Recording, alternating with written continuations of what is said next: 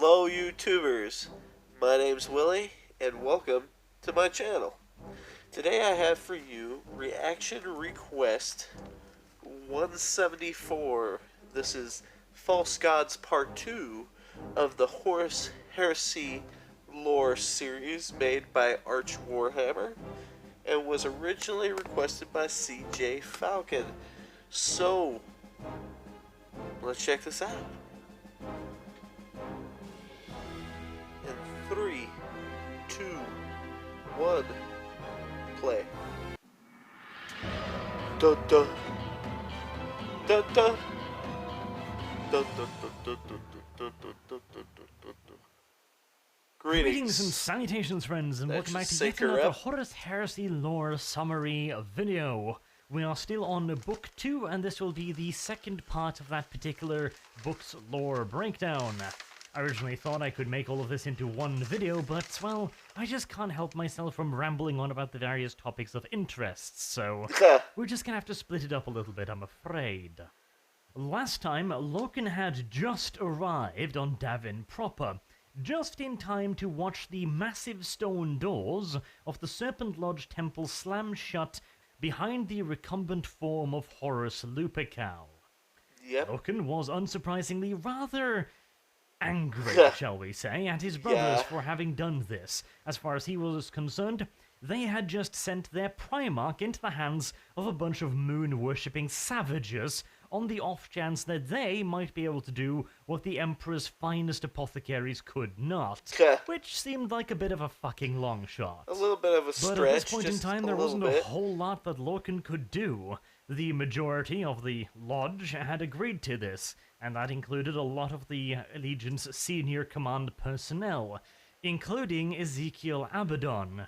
The only thing that Loken could possibly have done at this point was to raise his bolt pistol up on high and put an explosive round right between Abaddon's eyes.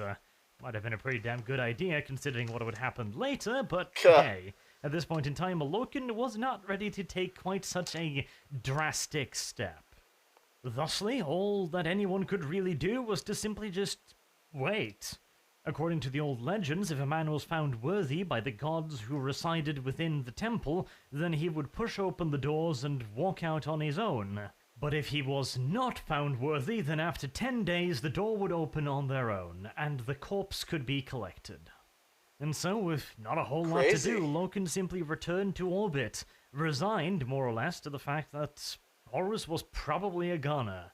He handed over the anatheme to the apothecaries, who could make neither heads nor tails of what the fuck the damn thing was. Well, and to make matters even worse, Erebus was nowhere to be found, so Loken couldn't even just go over to him and vent some of his anger. At this point in time, Loken was pretty damn sure that Erebus had something to do with this. He still might not directly suspect Erebus of handing the weapon to Temba, but he knew that Erebus had some sort of connection to the weapon, and since the weapon was last seen in Eugene Temba's hands, well, 1 + 1 usually equals traitor. Unbeknownst to Loken, however, and probably the majority of the Legion, was that this was no mere temple. If Loken had known what Erebus and the Lodge in all due likelihood knew, then he probably would not have been quite so resigned, shall we say? Because this was not some mere temple dedicated to some make-believe and forgotten god, no. This was a proper temple dedicated to the ruinous powers. Erebus, and probably the Lodge, would have known this. Now, it is unclear at this point in time exactly how much the Lodges themselves knew. We know that Erebus definitely knew precisely what the ruinous powers were. I'm pretty sure that he didn't even really just accept their bullshit, which we will have delivered to us in not too long in the books. He probably knew that they were rather, malicious entities. The Lodges themselves is a different question entirely. I don't think they knew anywhere near as much as the Word-Bearers. I think they simply just knew that these entities were real, and they had power. I suspect that's pretty much all they really knew. I'm thinking that perhaps they ate a lot more of the bullshit that was delivered by Erebus. And speaking of said bullshit, so, Now that Horus was inside the temple, he was, through the means of a ritual, sent into the warp, or at the very least his spirit was sent into the warp while his body was still alive. Nice. This meant that, for all intents and purposes, Horus was stuck in the Immaterium, in a non-physical form, similar somewhat to what Psychus could do, except in a far more hands-on matter. Essentially, Horus had, to begin with, no real inkling as to whether or not what he was seeing was real or fake. Indeed, when he woke up, the first words he utters was, "So this is heaven," indicating quite clearly that he figured he was dead and, in the afterlife. However, that was of course not quite the case. And quite quickly, Horus was joined by a familiar face, Hastur Sejanus, one of Horus's all-time favorites within the Legion, and the Astartes that we heard about being killed in the first book in the Horus Heresy series. He was the Astartes that was sent to treat with the false emperor. Now again, Hastur Sejanus, if you didn't remember him, was by far Horus's absolute favorite, and indeed many in the Legion would consider him to be the absolute best of them all. Probably one of the reasons why he was knocked off so early. As we will learn later on, this whole conspiracy to turn Horus had probably been going on for thousands, if not tens of thousands of years. As such, I do not think that it was any coincidence that Hastur Sejanus was killed at that precise moment in time. Like it was At all this point, strategy. however, Hastur Sejanus was apparently with Horus in the Immaterium.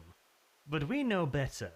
The warp is a place of deceit, of lies, and half-truths. And this was no exception. Hastur Sejanus was in fact Erebus, wearing his face as a part of a ruse to present Horus with the viewpoints of the Chaos Gods from a familiar face. Not Hastur Sejanus told Horus that he had been selected as an ambassador for the various creatures that lived within the warp. They hoped that Horus would take their message to the material world and explain to the material world that they just wanted to live in peace and harmony.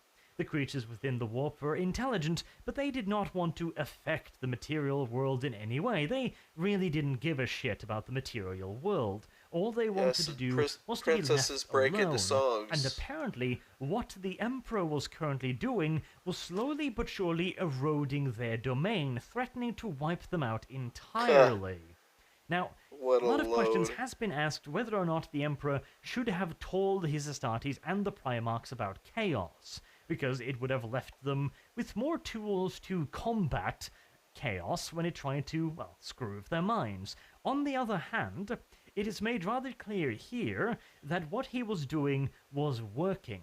By trying to simply rid the galaxy of all religions and all false beliefs and replacing them with the cold hard light of science, he was destroying the Chaos Gods by their very source, their root, if you will. He was taking away their source of power. Well, that makes sense, yeah. The Chaos Gods draw power from emotions and the strength of these emotions, worship being a rather powerful one, and sacrifice in their name being one of the most powerful ones. Now, eradicating them entirely would essentially be impossible, since Khorne will always be able to draw energy from the simple act of bloodletting.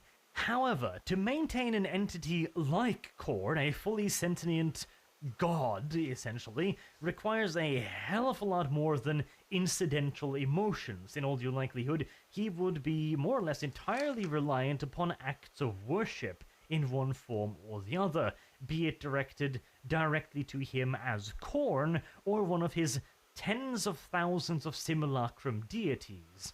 These are deities that are not known as Khorne, but are essentially just him in the guise of another god. For example, the savages of one planet might refer to him as the Hound, or the Bloodthirsty One, or, Satan, stuff like that.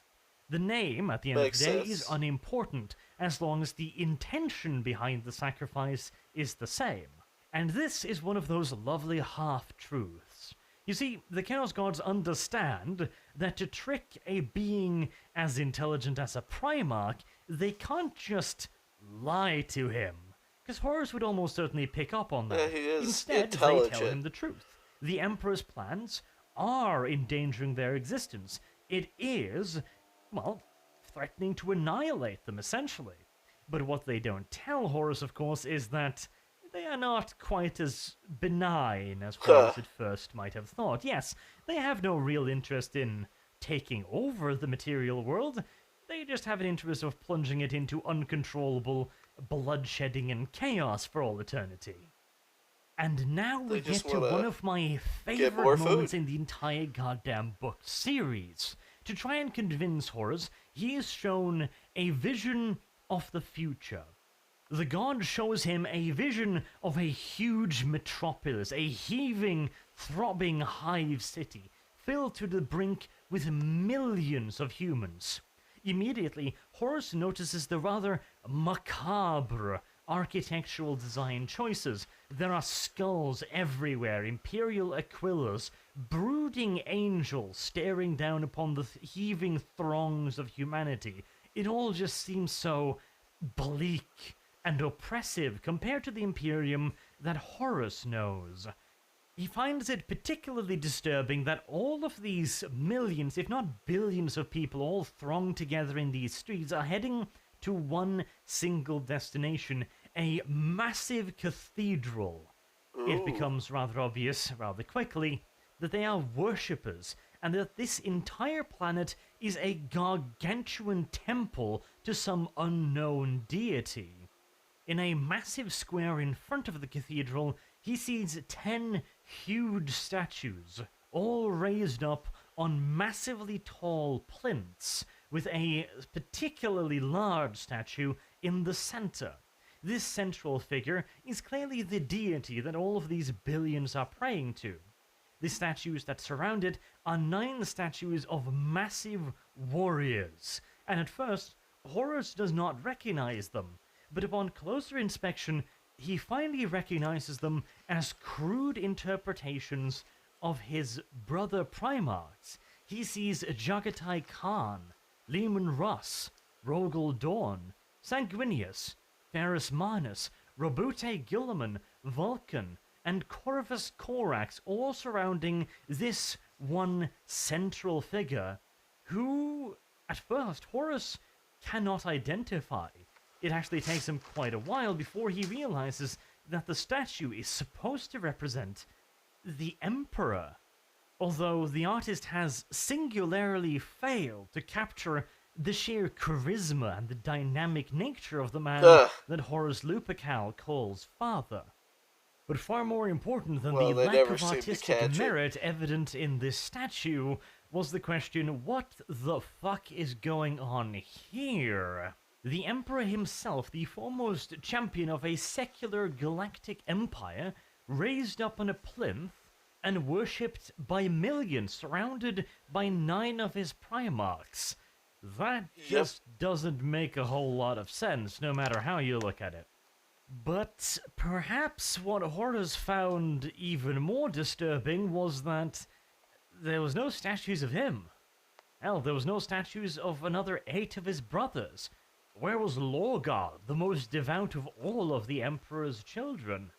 If the Emperor was to be worshipped as a deity, surely Lorgar should be here. Surely this would have to be Lorgar's work, in fact, but no sign of him.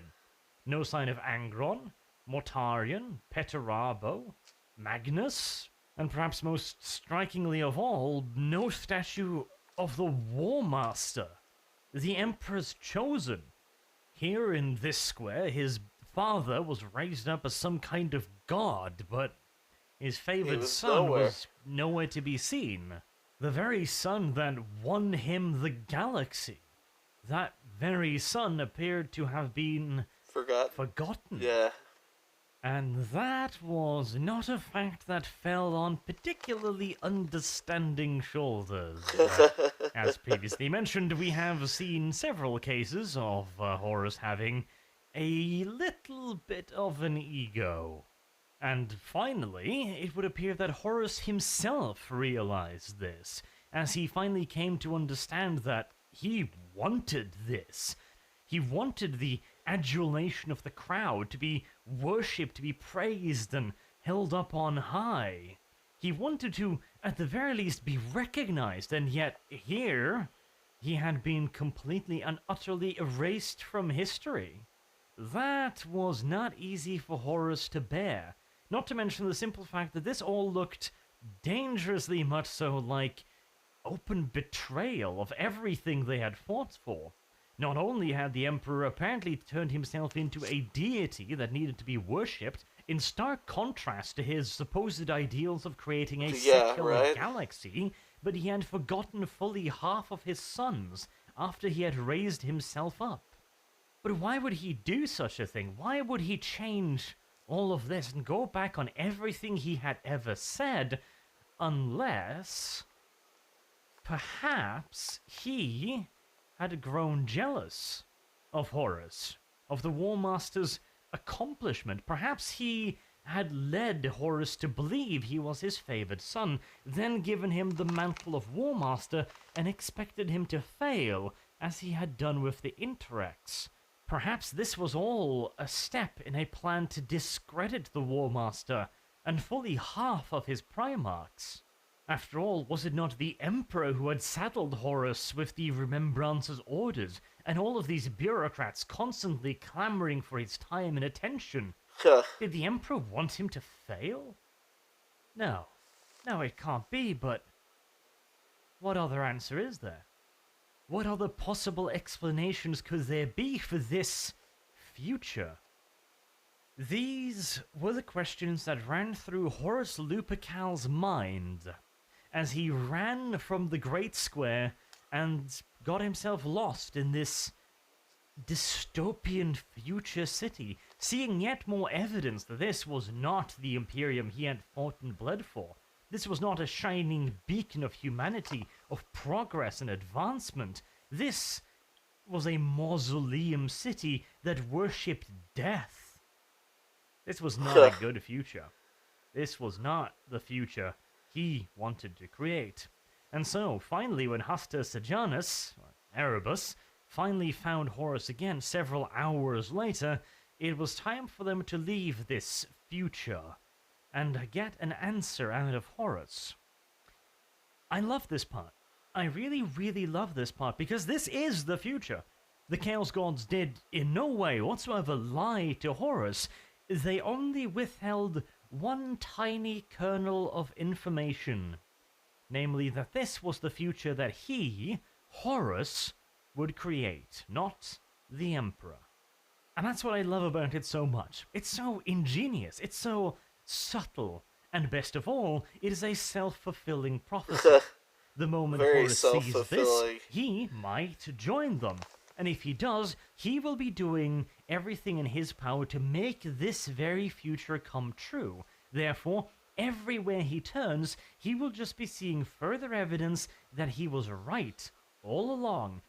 And the final coup de grace is delivered not by Erebus, not by the Chaos Gods or any of their servants, but by Magnus, his well-meaning brother, who had thrown his own astral body through the Immaterium all the way from Prospero by the means of a huge ritual, all with the express intention of saving Horus from himself.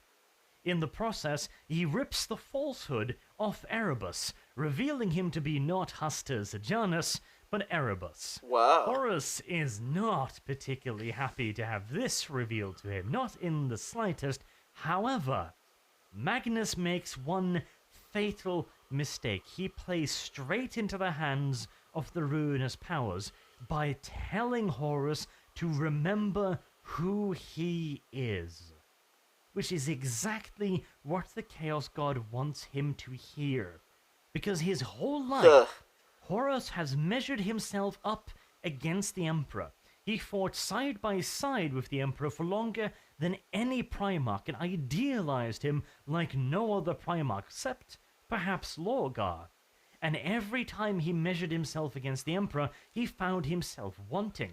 As a strategist, as a diplomat, as an administrator, as a military leader, in every way, in Very charisma, sneaky, sis. charm, he found himself lacking.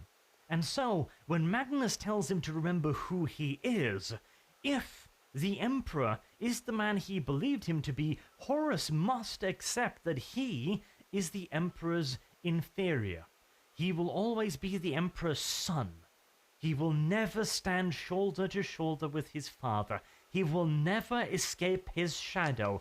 But if his father lied to him, he no longer needs to measure himself against his father, for his father has betrayed him. He has shown himself to be the most base of men, a traitor. And a traitor is no man at all. And if the Emperor is a traitor, not only is Horus the better man, because he is not betraying the Emperor, he is saving the Imperium. Horus will forever remain loyal, and he will gather those loyal to him and the Imperium around himself, and he will save the Imperium of Man from his father's tyranny. And so, finally, Horus gets to be the hero. Hogwash. Meanwhile, back aboard the Vengeful Spirit, Playing Loken, right into Sindamin, it. and the rest are still trying to find some way of explaining what is happening. Loken has for a while now suspected that there might be some kind of supernatural influence at work, especially as he was shown a prophecy by Sindamin referring to Horus as the great betrayer, betraying his creator and indeed all of humanity. The writing seems to suggest that this was some ancient Egyptian text, and seems to suggest that this entire thing was passed on to the ancient humans by presumably the Eldar, who have a very, very, very similar prophecy. In other words, I'm not saying it was aliens, but it was aliens.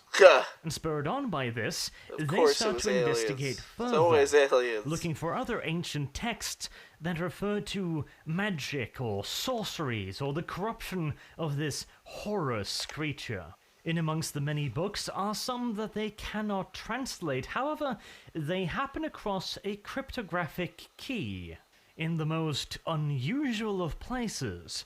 Back during the war meeting on Davin before Horus went to the moon, another remembrancer who was present was Euphrates Keeler, an imaginist. Basically, she takes pictures. She happens to have taken several pictures of Erebus, and more specifically, the tattooed scripture that covers much of his skin. Upon further examination, it turns out that the scripture is remarkably similar to that found in many of these ancient books. And so, using the words of the Book of Lorgar inscribed upon Erebus' scalp, he was able to begin translating some of the old text in the library. Unfortunately for him, this is not the kind of text you want to be translating. Many of you may already be aware of this, but for the potential benefit of anyone that is not, the way that chaos works in 40k is rather subtle, but also extremely predictable. Any chaotic entity requires chaos entity to fuel itself, and any chaos entity that fuels itself via chaotic entity is instinctually going to try and increase the amount of chaos energy nearby, thereby increasing the amount of fuel it can draw upon, thereby increasing the amount of fuel it can create, etc, etc, etc. Essentially, it will constantly attempt to grow itself larger, both in power and sustainability. When Sindamin began reading from this book, he happened upon a ritual. As soon as he began reading, this caused a tiny amount of chaotic energy to seep into the real world. Once that tiny sliver of energy had seeped in, he continued to read. This gave the energy enough agency to continue drawing more energy in, and very, very, very rapidly indeed, just like a dam bursting, once the energy had begun to flow, there was simply no way of stopping it. It took direct and temporary control over Sindamin, forcing him to continue the ritual until Euphrates Keeler, who was also in the room, physically ripped him away from the book. At that point, however, it was already too late, and a warp entity forced its way out of the Immaterium and onto the Vengeful Spirit, and began throwing chaotic fireballs all over the place. In Oh fact, my. both Kirill and Euphrates would almost certainly have died then and there if it was not for the intervention of the vengeful spirit's mistress of astropaths, Ing Mei Sing, who placed herself between them and the monstrosity. And it was roundabout now that something really, really, really interesting happened. Ing Mei Sing, although being the chief astropath on board the Vengeful Spirit, was not anywhere even remotely close to being able to stop a chaos manifestation of this particular type, especially as she had absolutely no fucking clue what she was dealing with. Yeah. As an astropath, she undoubtedly had a certain understanding of the creatures that lived inside the warp, but this, a warp creature manifested outside of the warp, on a ship safe in normal space, because somebody read a fucking book, was probably a little bit, outside her area of expertise, shall we say. Just But a little shortly bit. before both Ing Mei Sing and Kirill Sinderman was turned into ethereal snacks, the pictographic remembrancer Euphrates Keeler stepped between them and the angry demon, holding up a small silver aquila, a rather rare symbol at that point in time, and told the thing to fuck off back to the warp. And no, that is not much of a metaphor either. She essentially banished a demon with harsh language and faith. And as you can probably guess, no, that is not normally one of the ways one would banish demons in 30k. It usually takes a considerably larger volume of bolter fire or chainswords. Then again, I suppose it is entirely possible that nobody had tried up until that point. I mean, if a warp-spawned monstrosity looking like something out of the deepest, darkest recesses of some religious fanatic's a-hole is storming towards you, simply just yelling at it is probably not the solution that will appear in your mind first when you're trying to look for some way to make it not eat you. But beyond the merely humorous implications, this is rather interesting because it proves one thing, or well, we think it proves one thing. There is another possibility, because the thing I think it proves is that the Emperor already has some sort of power over the warp, to the point where simply just mentioning his name is enough to banish a demon.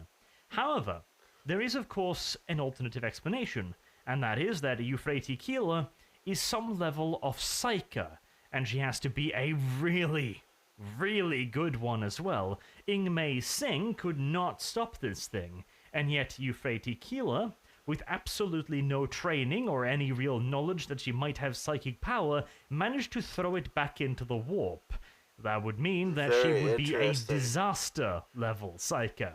The kind of crazy fuckers that would be able to take control over entire planets or indeed solar systems just with the power of their mind.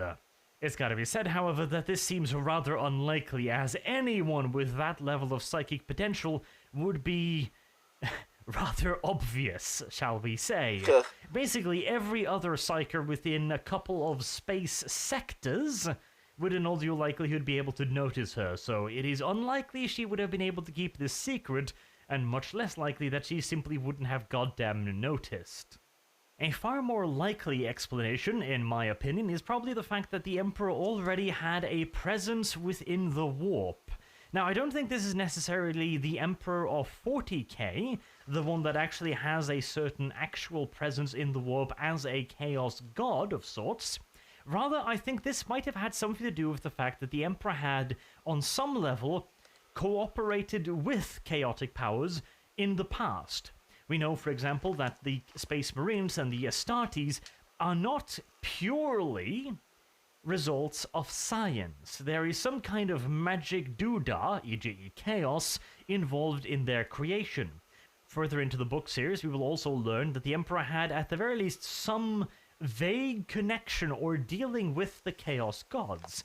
I am thinking that perhaps he managed to steal some inkling, some iota of their power, to the point where warp entities now fear the very name of the Emperor, as his mere name now carries with it a certain significance and power to creatures of the warp. The same way that if you know a demon's real name in 40k, you will have a certain power over it. This obviously suggests that names are very very important to demons. As such, it is not entirely impossible to suggest that the Emperor would have some form of direct influence over a demon just by the mere mention of his name. It might in fact simply just be a diametrically really cool power opposed to have in force this to the demon. world. As we have seen, the Emperor wants to try and eradicate chaos in its entirety from the galaxy. As such, it would not surprise me at all if that implication and that meaning then translates over into the warp, which is of course a reflection of our real world, e.g., if the Emperor is everything that has to do with anti-chaos, then the mere mention of the Emperor or his name might have anti-chaotic powers, if you get my drift.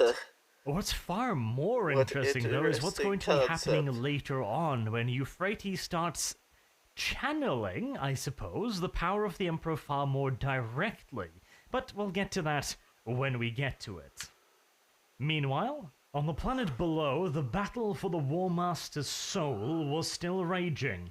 At this point, Magnus had finally made himself apparent right in front of Horus in a physical way, making sure that Horus would recognize him as his brother Magnus. They fought a short feud of words, the various parties, Erebus, Magnus, and Horus, and it becomes apparent that Magnus is not quite as woke as he might have believed himself to be. It would appear that Magnus thinks that Horus is the first to fall. In fact, when Erebus claims that he was sent to try and turn Horus on the behest of Lorgar, Magnus calls him a liar and claims that Lorgar is loyal and would never turn against the Emperor. Not exactly a surprising position to take, considering that Lorgar was the person who literally worshipped the Emperor as a god for a considerable amount of time. But at the end of the day, neither Erebus nor Magnus really had much in the ways of power for swaying Horus at this point. Magnus also committed the grave error of demonstrating his psychic powers, not only in appearing before Horus in the Immaterium, but also in trying to kill Erebus using his psychic powers. This just further demonstrated to Horus that his father was not as infallible as he had thought.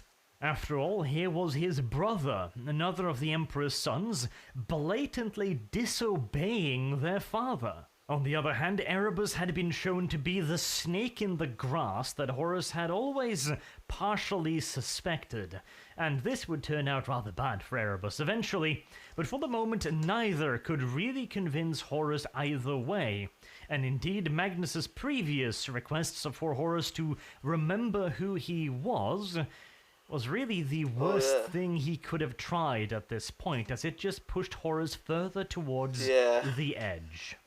The conversation ended by Horus shouting them both down and saying that he could not trust either one of them. And indeed, as the War Master, why should he? He would make his own decision on this matter. Outside the temple on Davin, a huge tent city had grown up in anticipation of the news of whether or not Horus Lupercal was dead.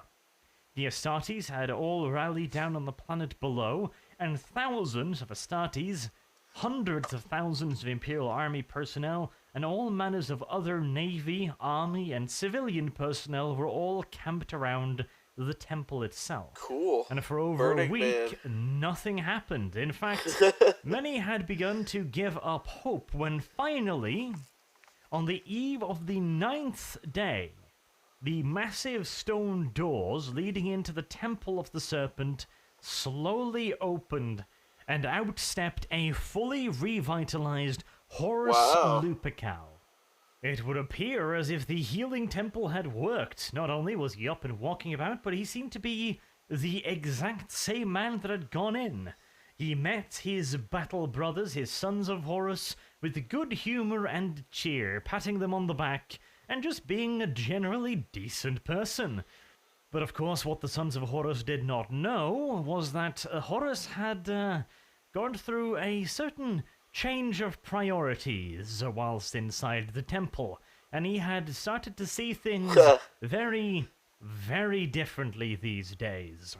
At this moment forward, Horus was beginning to formulate his plan for righting the wrongs his father had so clearly caused him.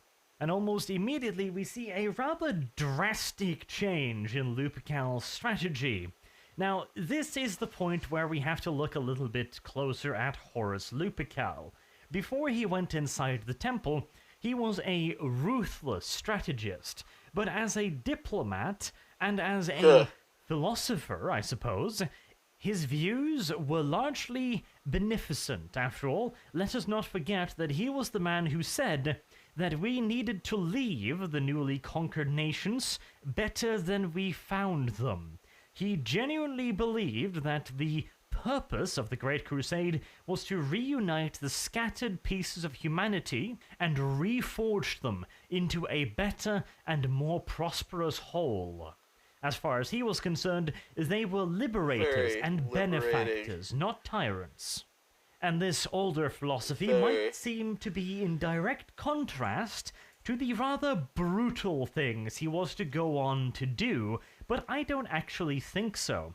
I believe that Horus committed the, well, let's be honest here and call them what they were, atrocities that he was about to commit, not because he saw them as atrocities in and of themselves, but rather he saw them as necessary hardships. He viewed war as a meticulous calculation, and his philosophy for winning a war as quickly, and therefore as painlessly as possible, was to strike with overwhelming force and savagery. His entire philosophy rested upon the idea that a war ended quickly was a war ended well.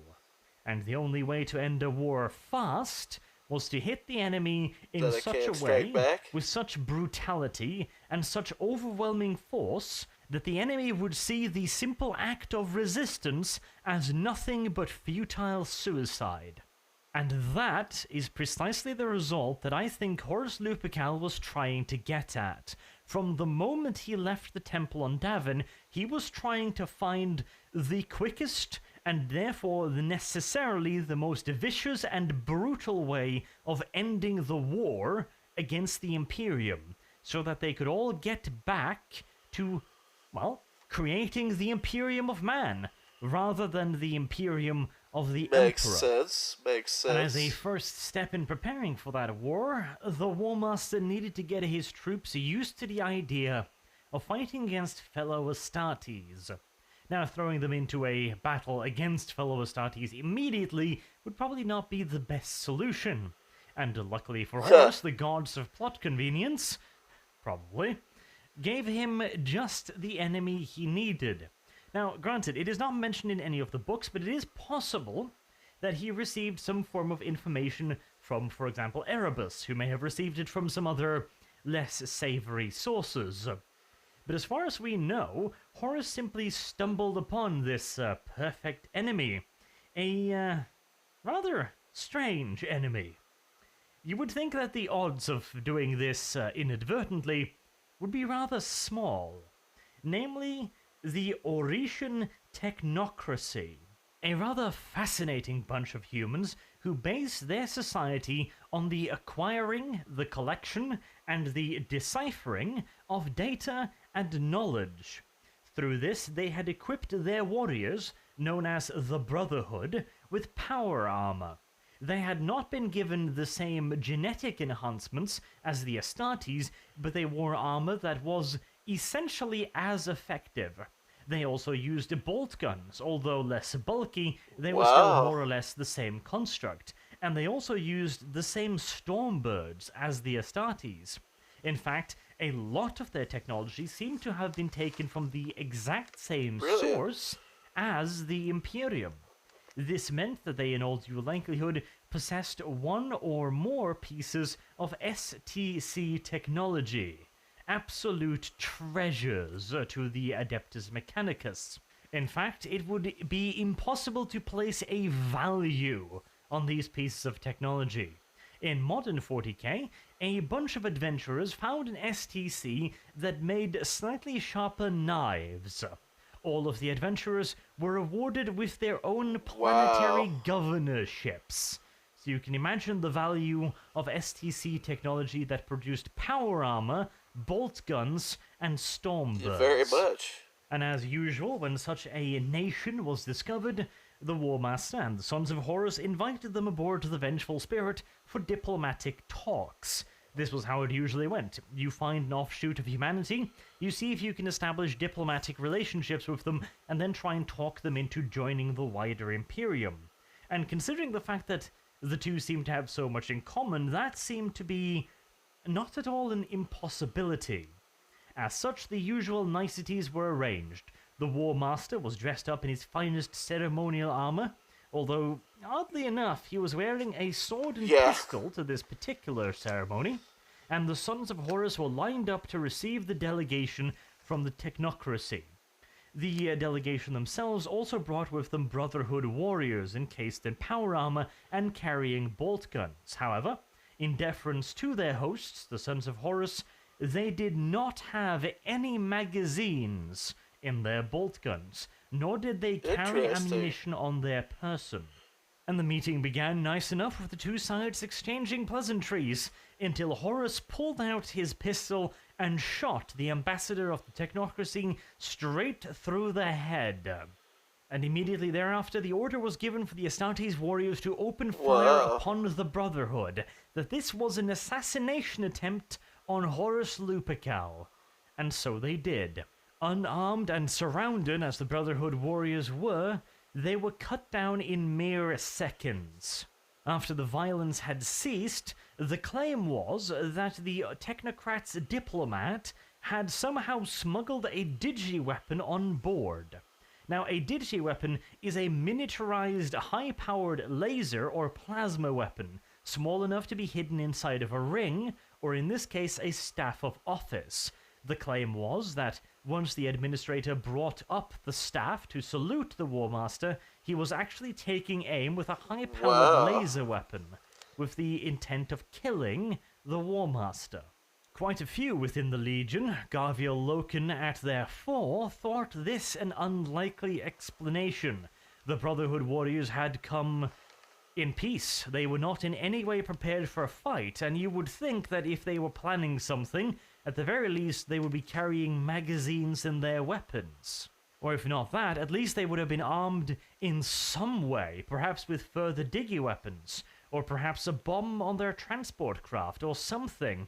Instead, they had all been butchered in mere moments by the massed firepower of hundreds of Sons of Horus. If this was an assassination attempt, it was a remarkably ill-conceived assassination attempt.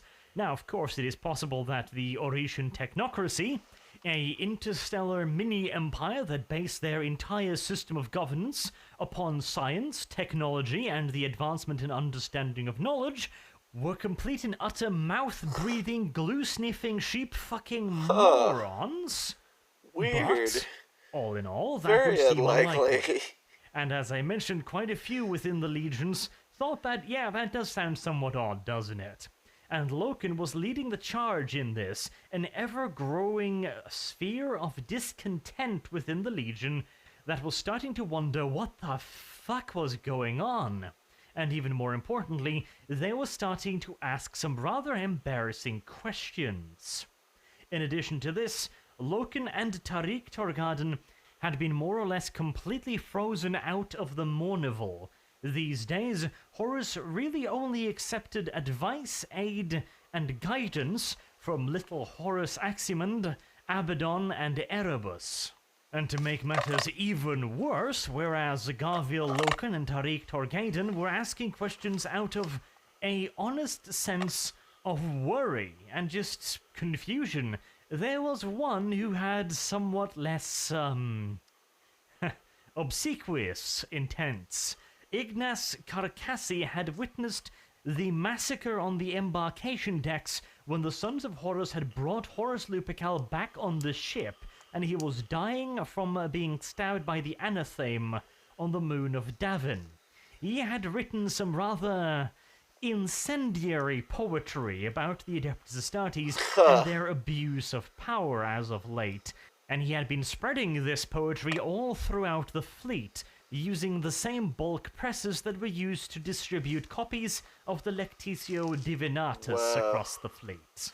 And while normally a rowdy remembrancer could simply be disposed of by any variety of accidents, this particular remembrancer was under the direct protection of Garviel Loken after the events at the Whisperheads. As such, they could not simply make Ignace disappear, as Loken was already asking questions, and if his pet remembrancer would simply up and vanish, then he would be starting to ask some really problematic Understandable. questions. In an attempt to nail two birds with one stone, the Mournival and parts of the Lodge came up with an idea. Tariq Torgaiden, Ezekiel Abaddon, and Horus Aximand were all invited to a special gathering of the Lodge, with Malaghost and the Lodge Master. They suggested that Ignace Carcassi was becoming a real problem and that he had to be dealt with. Tariq did not like what he was hearing. He seemed in fact aghast that these people would suggest that they should murder a civilian because they didn't like the sound of his voice. But again, they could not simply get rid of Ignace. They would also have to get rid of Garviel Loken. And this is when they suggested to Tariq that he, Horus Aximand, and Abaddon would all attest to the fact that Loken was the one guilty of the massacre on the embarkation deck. They would essentially offer up Loken as a sacrificial lamb to General Varvarus, the highest-ranking Imperial Army representative within the expedition. Ever since the massacre on the embarkation deck, Varvarus had demanded that the people responsible for the massacre on the embarkation deck be arrested and presented to a tribunal where they would be judged for their crimes. He had met a lot of resistance within the Legion, and he was just about ready to send word to Terra, demanding that justice be done for him up on high. The Lodge hoped that by offering up Garviel Loken, a well-respected member of the Mournival, this would appease the general and, at the very least, distract him from any further ploys they might be cooking. But they also knew that they would need a full 3/4 of the Mournival to condemn him, and that included getting Tariq Torgaiden in on their planning. Unfortunately for them, Tariq was having absolutely none of this, and went so far as to pull a knife on his brothers and make it painfully clear to them that he was not about to betray Loken in any way, shape, or form. This resulted in Tariq storming out of the Lodge after having been told that if he was not with them, he was against them. This was pretty much a declaration of war from Malaghurst, and by extension from the War Master, on Garviel Loken and Tariq Torgaiden, and anyone that might follow them. However, this was a bit of a problem for them as well. Tariq and Garviel had no idea about how far things had gotten. They still thought that this was a diplomatic quarrel, a political miscommunication, that surely they couldn't actually be thinking of doing anything of like this. They must simply just be misguided. They had no idea just how serious Malaghurst was when he said that you were either with us or against us. And to be fair, neither Tariq nor Loken had all that much time to worry about interlegion politics, as they are also currently waging a war against the Technocracy and the Brotherhood, a war that lasted for a full 9 months, until the Technocracy was reduced to their one final bastion, a supposedly impenetrable fortress at the heart of their nation.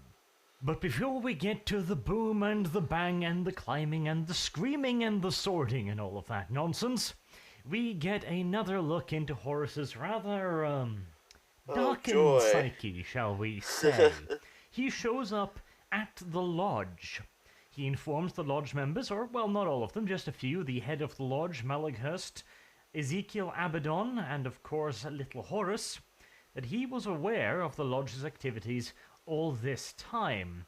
Now again, whether or not he was aware of the Lodge's activities, that's one thing. Whether or not he was aware of the Lodge's actual intentions, well, that's probably different. Though I gotta admit, this comes as a bit of a surprise to me.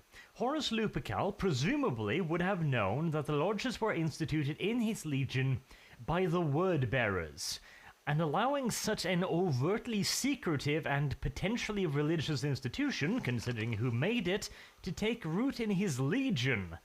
That doesn't really sound like something Horus would do.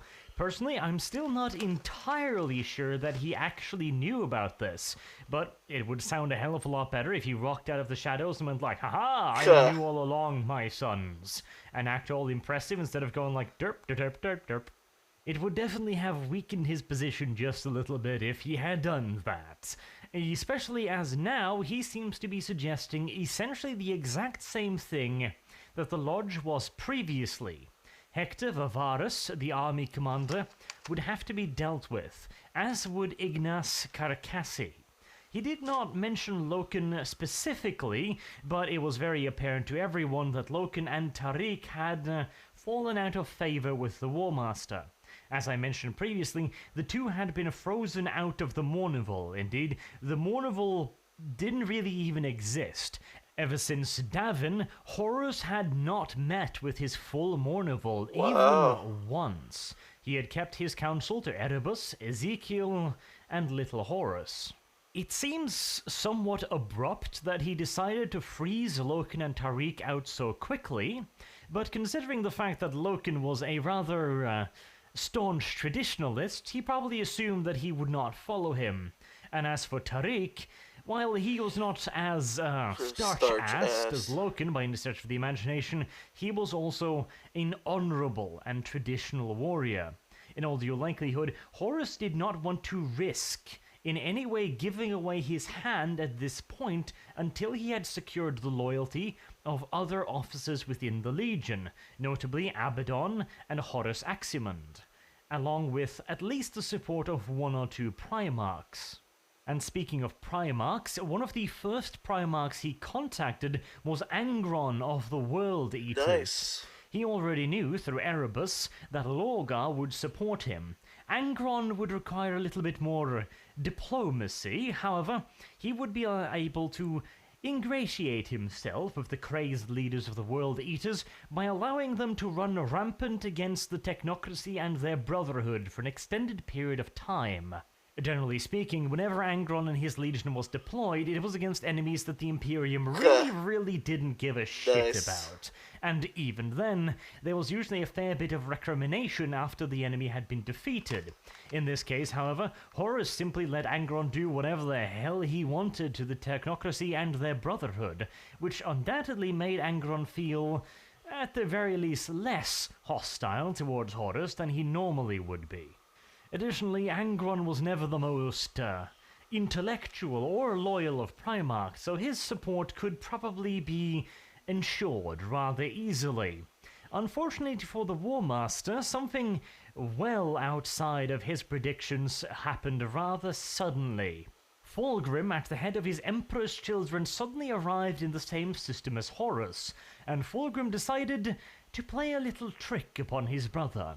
He sailed his fleet up close and undetected to the War Master fleet, and at one point he was even almost about to order his fleet to open fire upon Horus's 63rd expedition. The exact reasons for why we'll delve into later. It would appear that Horus's plans had received a little bit of a shot across the bow, and potentially one straight into it as well. If Fulgrim was here, there was only one reason: he had been dispatched. Primarchs just don't show up on other Primarchs' doorsteps unannounced unless they want an element of surprise. Worst case scenario, Fulgrim could have been sent by the rulership of Terra because they suspected his rebellion, and Fulgrim could have been sent therefore to sniff out his loyalties and, if necessary, stop him.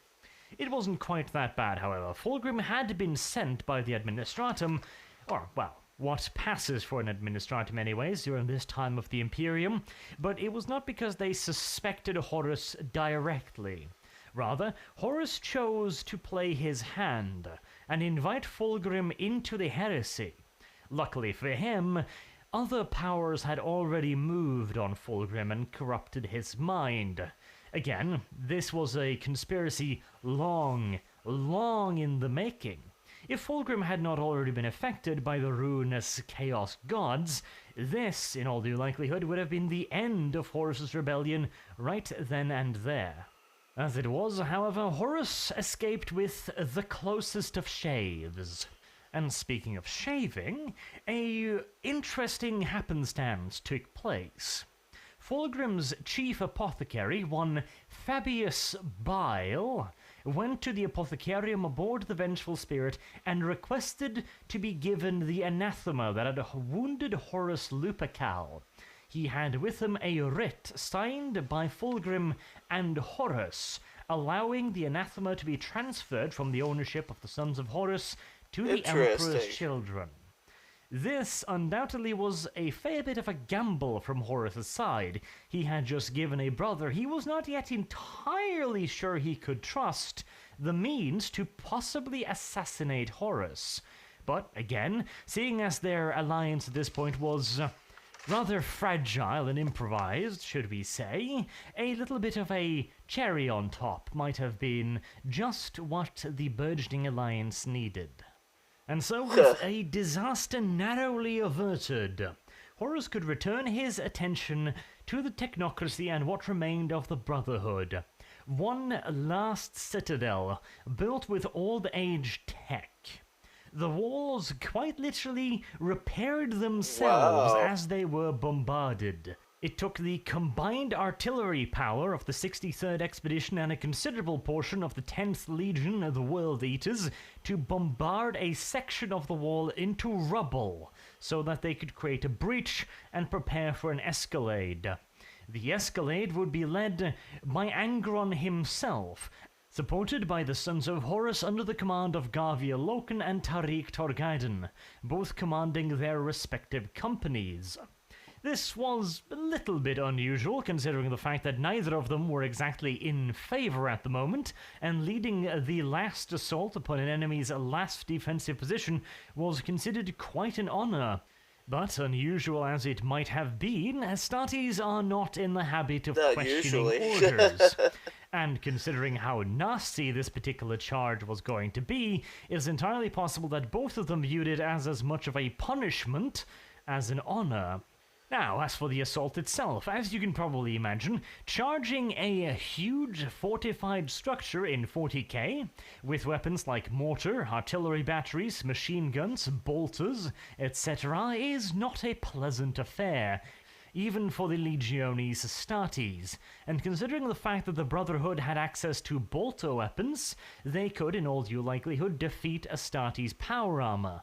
Perhaps not easily and perhaps not flawlessly, but they could pierce their armor. And perched atop a massive curtain wall, the defenders would have every single advantage, except for one. Namely, that the charge up the breach would be led by a Primarch, and perhaps the nastiest, most brutally violent of them all, Angron. The Brotherhood, however, were not complete idiots. They had seen Angron fight before. They knew they couldn't stop him, and so they had mined the breach itself with a seismic mine. Once Angron was far enough up the breach, then detonated this mine, which for a brief moment reversed gravity in the area, sending thousands of tons of rock shooting out in all directions, as up became down and down became up. In but a single moment, practically the entire vanguard, including Angron, was buried beneath thousands of tons of rubble. If the assault was being made by any conventional force, the assault would in all due likelihood have ended then and there, with the spear tip completely and utterly shattered. However, Legionnaires don't give up quite that easily. And whilst the spear tip might be broken, the haft, consisting of the sons of Horus, was still intact, and with Gavial, Loken, and Tariq leading them, they rushed up the breach as quickly as they could, now that it was for a moment relatively undefended.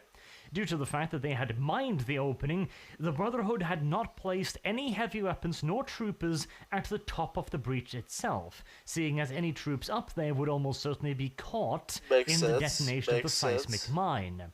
This gave the Sons of Horus a few brief, vital moments to climb up as far as they can and meet the Brotherhood at the top of the breach, instead of getting pinned down by automatic weapons fire, scything down at them from an elevated position. And whilst again, conventional troops would have had absolutely no chance of covering that distance quickly enough, these were legionnaires, and they made it to the top just in time to meet the Brotherhood's heavy weapon teams trying to set up, and in close quarters combat, the Brotherhood warriors were absolutely no match for the Astartes. They might have the power armor, and they might have the weapons, but they did not have the training, the experience, or the brute force potential of Legiones Astartes. And so, after a brief but bloody skirmish, the Astartes had secured the top of the breach. At this point, there was nothing the Brotherhood could do to stop the Astartes from streaming into their last strong point. At this point, the Citadel was as good as lost. The Brotherhood could perhaps hold out within the walls and within the fortified strongpoints of the Citadel for a few more hours, but dead. they knew that the battle was over. And so the Brotherhood decided that the only honorable thing left to do to spare the lives of the civilians inside the fortress and the rest of their soldiers was to surrender. A procession of Brotherhood soldiers, along with diplomats and other administrative personnel, marched out from the inner keep under a banner of truce, and surrendered themselves to Hector Varvar, who climbed over the breach in his finest dress uniform, guided in by an honor guard. It would appear that the conflict against the technocracy had finally ended, and at least it had ended with a modicum of honor and respect. It was until Angron showed up anyways. As you could probably imagine, simply just being buried between a couple 100 tons of rock was not enough to finish the World Eater's Primarch, who came screaming out of the rock pile, still rather confused and bloodthirsty, and barreled into the remaining Brotherhood personnel and the diplomats and began butchering them. In the chaos and panic, the remaining Brotherhood warriors did the only thing they could. They raised their weapons and tried to resist, but they were surrounded both by Imperial Army troops and Astartes legionnaires. And so, the war against the technocracy came to an ignoble end, with the last of its defenders butchered as they attempted to surrender. And amongst the casualties was Hector Vivar, apparently having been killed by the last bullet fired in the last battle on the last planet in the last citadel. It was nothing short of a tragedy, and to honor the sacrifice of Vivar, Horus decreed that these worlds of the technocracy conquered in the name of the War Master would be offered up to Vivar's loyal soldiers. They would be allowed to settle these planets one in his and the War Master's name, and stand guard over them in the name of their beloved Lord General. This was the highest honor that could possibly be bestowed upon an Imperial Army unit, to be allowed to settle a conquered planet and live out the rest of their lives in peace. Not to mention, it was monstrously convenient for Horus. One of the men that had been calling for justice for what had happened on the embarkation deck had died, and all those loyal to him had been conveniently shuffled out of the way and charged with guarding a bunch of worlds nicely and safely out of the way of Horus's own ambitions. And the convenient coincidences did not stop there. Ignace Carcassi was found dead in his private quarters. Apparently, The guilt of what he had done, of painting the Astartes in such a bad light, Oh had been my. too much for him, and he had taken his own life by blowing his Convenient. brains out. Additionally, Horus's remembrancer Petronella Vivar had had an accident. Her neck had been snapped with great and overwhelming force. Carcassi's death was ruled a suicide, and poor Petronella had probably fallen down some stairs, Wow. or something to that effect, and her body was shipped back to Terra, except, of course, for her recording implants and various transcripts. Because, of course, Horus had said some rather unguarded things to her, as he lay dying on the medica deck of the Vengeful Spirit after the events that had transpired on Davin's moon. Things that would have been rather unfortunate should they have happened to come out to a wider public. Luckily, that was not something they had to worry about. It all just seemed so damn convenient. And there were a few others that had thought the same thing. Ignace Carcassi had never touched a gun in his life. Petronella Vivar, surrounded by her bodyguards, were unlikely to have tripped down a set of stairs. And as for the last bullet that happened to find its way into Vavaris' skull, well, someone decided to run a test on that bullet fragment to see if they could figure out exactly what had happened. And much to Garviel Loken's surprise, the test came back suggesting that what had hit Vavaris was a bolt shell fragment. Not the type fired by the Brotherhood, but standard issue Legion munitions. How How strange. strange indeed. It was as How if everything was going according mysterious. to a plan. A plan that would see Magnus the Red chastised for his breach of the Emperor's edict.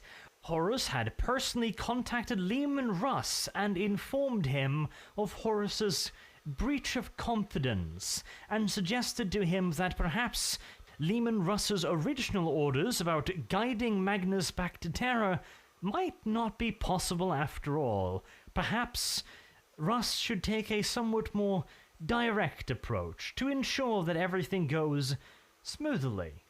And perhaps Guilliman should take most of his legion and rendezvous at Calth, where he would meet up with Lorgar's word-bearers to launch a crusade against the Minor Orc Empire, and perhaps Sanguinius should venture out to the Signum Cluster, where he would find a surprise waiting for him.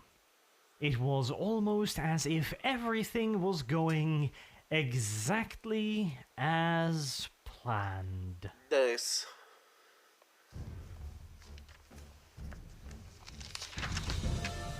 Well, as far as all the information covered here, short privy of it is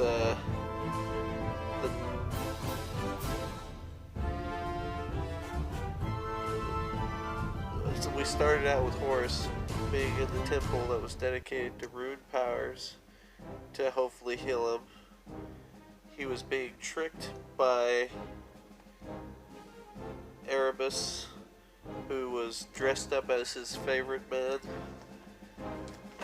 Magnus tried to knock sense into Horus, revealing Erebus's trick, but it was too late. The show of the future, which was quite accurate, not a half truth, to make him into the perfect weapon of making what needed to be done. It was all ready set up. There was chaos on the ships. A fireball throwing chaos entity came about, and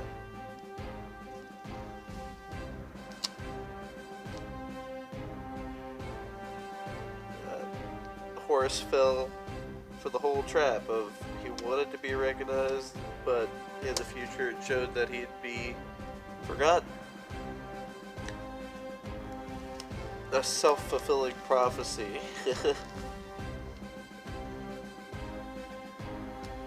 When he emerged, he ended up finding the perfect enemy in a group that had similar technologies. Not quite the advancement of soldiers, but the weapons of said soldiers.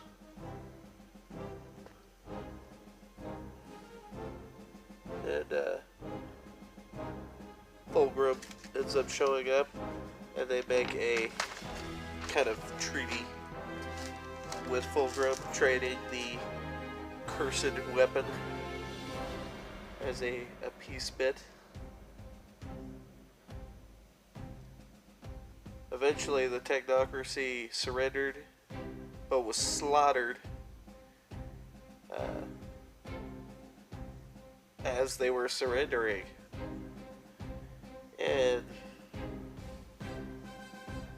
the soldiers were given the planet to settle as their own, along with the other planets that were charged by the technocracy, in honor of their fallen leader, which was convenient because it got them off of the Sons of Horus's back.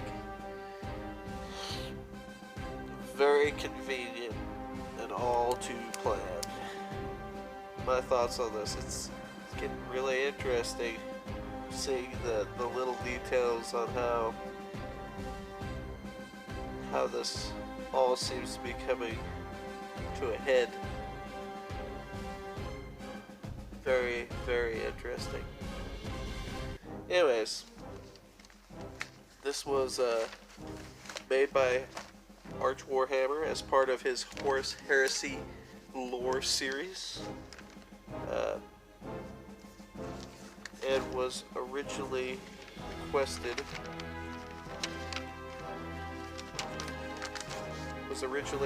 by CJ Falcon. So if you want to check out Arch's stuff, there's a link in the description to help you find it. I think I'm going to leave it there. As far as thoughts, I mean, I know that Horus Heresy ends up horribly wounding the Emperor. I know what it's coming up on. It's just really nice to learn all this stuff. And so, we'll have to see what happens next. Willie, out. If you like the video, stay tuned for more content. And as always, feel free to leave a comment. Have a good one!